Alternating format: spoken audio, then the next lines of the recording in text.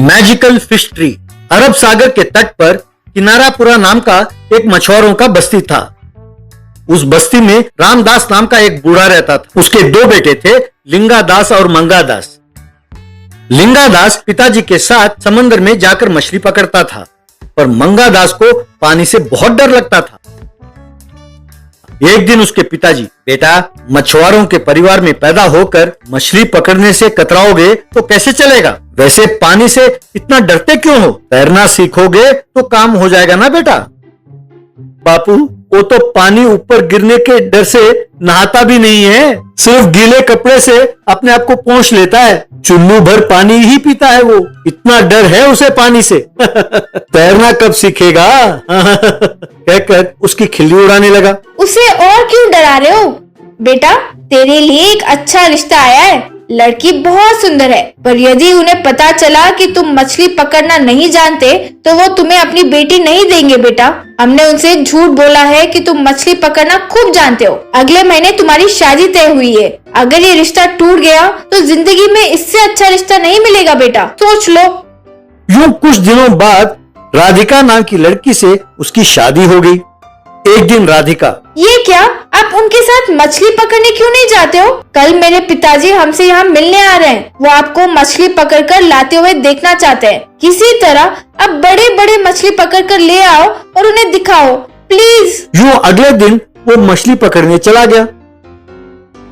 एक पेड़ के नीचे खड़ा होकर दूर दिख रहे समुद्र को देखकर, बाप रे समुद्र, हे भगवान, मेरे जिंदगी के साथ ऐसा क्यों खेल रहे हो आप? मैंने क्या पाप किया था? झूठ बोलकर शादी की, ठीक है, ये तो पाप है।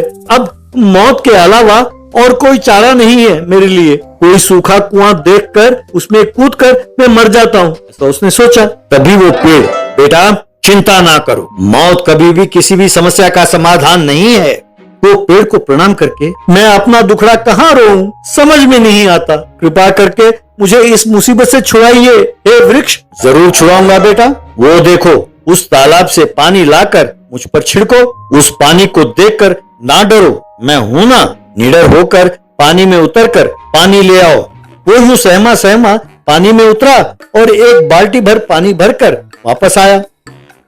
फिर उस पेड़ पर पानी डाला। तब उस पेड़ पर बड़े बड़े मछली खिले। उसे देखकर वो हैरान हुआ। बाद में उन्हें तोड़कर टोकरी में भरकर वहां से चला गया। घर पर उसके ससुर और बाकी सदस्य उन मछलियों को देखकर हैरान हुए। शाबाश दामाद जी, तुम्हें देखकर सीना फूल गया है। अब मेरी सारी जायदाद तुम दोनों के नाम पर ही लिख दूंगा। यूं वो हर रोज जाकर सहमा सहमा तालाब में उतरकर पानी भरकर पेड़ पर डालता। फिर मछलियों के खिलते ही उन्हें तोड़कर लाने लगा। यूं उसे हर रोज मछली लाते हुए देखकर उसके भैया और भाभी को ईर्ष्या होने लगी। एक दिन वो पेड़ को पानी डाल रहा था। बेटा, तुम्हारा पानी का डर दूर करने के लिए ही मैंने ऐसा किया था। अब तुम्हें कैसा लग रहा है? धन्यवाद वृक्षदेव, अब मुझे पानी से डर नहीं लगता। अब मैंने फैसला किया है कि मैं भी सबकी तरह मेहनत करके ही मछली पकड़कर जीवन व्यतीत करूंगा। अब से आपको मुझे मछली देने की जरूरत नहीं है वृक्ष राजा। मेरी सहायता करने के लिए धन्यवाद कहकर प्रणाम किया। उस रात को अपनी पत्नी से ये सब कुछ बता रहा था कि भैया और भाभी छिपकर सुन रहे थे। अच्छा, तो ये बात है, तो ये है वो राज। अरे, मैं तो मछली देखकर हैरान हो गई थी कि कैसे पकड़ रहा है। अब समझी। मुझे भी किसी तरह उस पेड़ को बहकाकर मछली लाने होंगे। यूं हर रोज समुद्र में जाने का झंझट नहीं होगा, ऐसा उसने सोचा। बाद में वो उस पेड़ के पास जाकर, वृक्षराज, मैं जान गया हूं कि तुम जादुई वृक्ष हो। बहुत कोशिश करने पर भी एक मछली भी हाथ नहीं लग रही है। मेरा परिवार भूख से तड़प रहा है। कृपा करके मुझे भी मछली दो ना। जरूर बेटा, वो देखो, वो पानी लाकर मुझ पर डालो, तब तुम्हारी इच्छा पूरी होगी। वो यूं पानी में उतरकर बकेट में पानी भरते हुए मूर्ख पेड़ मेरे बातों में आ गया। अब से हर रोज आकर मछली तोड़कर बेचना ही अपना काम है, तब मैं माला माल हो जाऊंगा। अब उस बेकार समंदर में जाने की जरूरत नहीं पड़ेगी, ऐसा उसने सोचा। फिर पानी लाकर पेड़ को डाला। बस पेड़ भर में सांप लौटने लगे।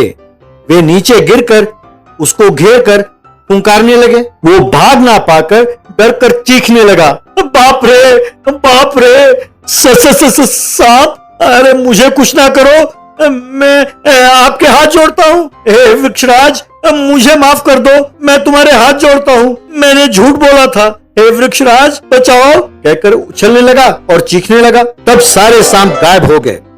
बेटा, तुम समझते हो कि मैं नहीं जानता कि तुम कौन हो और किस उद्देश्य से आए हो। मैं एक जादुई पेड़ हूं। तुम्हारे भाई के मन से डर को भगाने के लिए ही मैंने ऐसा किया था। यह बात को समझकर अब वो मछली पकड़ रहा है, पर तुम मुझे धोखा देकर एक आलसी का जीवन जीना चाहते थे। मैं नहीं चाहता कि तुम ऐसा बनो, इसीलिए मैंने ऐसा किया।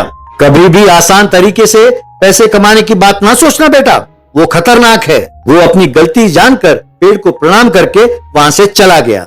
Camel house red. एक शहर में hot sweater sales and exports company नाम का एक कंपनी था।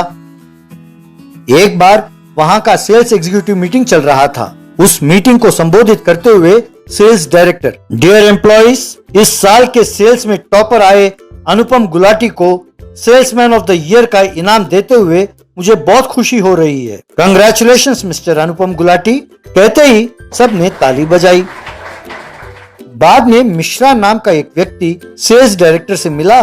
सर, उससे ज्यादा स्वेटर मैंने बेचा है, पर चूंकि वो आपका रिश्तेदार है और आप ही के गांव का है, आपने उसे इनाम दिया। मैं चुप नहीं रहने वाला, मैं तुरंत जाकर सीईओ से शिकायत करूंगा। अरे तुम जल्दी तैश में आ जाते हो यार, जरा शांत हो जाओ और कोई मूर्खता ना कर बैठना। तुम चाहो तो मैं तुम्हें प्रमोशन देकर रायगढ़ भेजता हूँ। वहाँ तुम सेल्स बढ़ाकर दिखाओगे तो अगले साल अवार्ड तुम्हें ही देंगे। ये बात सुनकर मिश्रा बहुत खुश हुआ। आप वाकई बहुत अच्छे हैं सर, आप मुझ पर इतने मेहरबान हैं। यूं वो ट्रेन आकर रायगढ़ स्टेशन पर रुकी।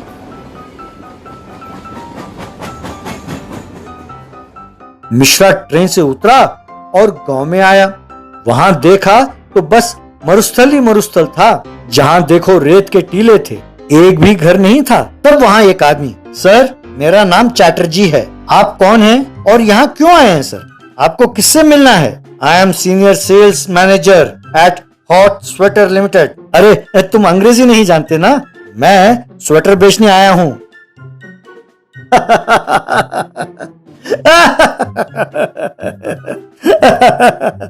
कहकर हंसने लगा। यू इडियट की तरह क्यों हंस रहे हो? पागल हो क्या? पागल मैं नहीं हूं सर, आप हैं। नहीं तो क्या, इस रेगिस्तान में इतनी गर्मी में कोई स्वेटर पहनेगा क्या? तब मिश्रा को सेल्स डायरेक्टर की चाल समझ में आई। कमीने, ठहरो, मैं तुम्हारी खबर लेता हूँ। सर, आप मुझे क्यों गाली दे रहे हैं? अरे तुम्हें नहीं, एक है कमीना, उसी के कारण ये सब कुछ हुआ। पर कोई बात नहीं, यहाँ सर्दियों में तो ठंड रहती होगी ना? सर, अमेरिका जितनी ठंड रहती है, यहाँ गर्मी सर्दी सब हद से ज्यादा ही है। अरे यहाँ सब हद से ज्यादा है, ये बात तुम्हें देखकर ही पता चल गया। कोई अच्छा घर हो तो बताओ, किराए पर लेना है। यहाँ किराए पर तो टेंट मिलेंगे सर, यहाँ पक्का घर नहीं है। शौच कुएं में ही करना पड़ता है और नहाने के लिए कुएं के पास ही जाना होगा। धत, ये कैसा गांव है? मैं टेंट में नहीं रह सकता, मुझे पक्का घर चाहिए। पक्का मकान चाहिए तो आपको 100 किलोमीटर दूर है। क्या आप हर रोज उतनी दूर जा आएंगे? मैं पक्का घर आपके लिए यहाँ बना कर दूंगा। उसे बनाने के लिए 10,000 रुपए लगेंगे। घर का किराया महीने के 10,000 रुपए। मिश्रा मान गया, उसने पैसे दिए। अगले दिन चैटर्जी एक ऊंट की गाड़ी पर एक घर को लेकर आया।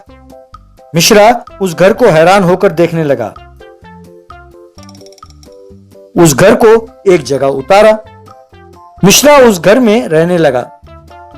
एक दिन कुएं से पानी भरने वाले लोगों को देखकर, अरे कैसे लोग हैं आप, शौच और गुसल खाने के बिना आप कैसे रहते हैं? छी छी छी, उस कुएं का पानी पीने से तो जानते हो कितनी बीमारियां होंगी आपको। देखो, आप भी मेरी तरह मिनरल वाटर का बोतल रखा करो, समझे? Go you cheap villagers. अगले दिन बड़ी जोर से आंधी आई। हवा में सारे टेंट उखड़कर यहाँ वहां जाकर गिरे। मिश्रा का घर रेतों से भरा एक टीला बन गया। ये देख परेशान हो रहे मिश्रा के पास चैटर्जी आया। सर, घर तबाह हो गया, अब उसे बाहर निकालना मुश्किल है। ये देखिए, यही इस घर के मालिक हैं, उन्हें 10 लाख रुपए नुकसान की भरपाई करना होगा। क्यों रे, जब से आए हो तुम्हारी नौटंकी देखते आ रहे हैं हम लोग। तुम समझते हो कि हमारे पास पैसे नहीं है? अरे हम चाहें तो तुम्हारे पूरे परिवार को हम खरीद सकते हैं। तुम समझते हो कि पैसे ना होने के कारण हमने घर नहीं बनवाया है? यहाँ अमीर और गरीब सब आंधी से डरकर टेंट में ही रहते हैं। ये जाने बिना ही तुम जैसे बहुत सारे लोग आकर बर्बाद होकर चले गए हैं। वो देखो, उन रेत के ढेरों के नीचे ऐसे बहुत सारे घर दबे हुए हैं। ये सुनकर मिश्रा गश खाकर गिर गया।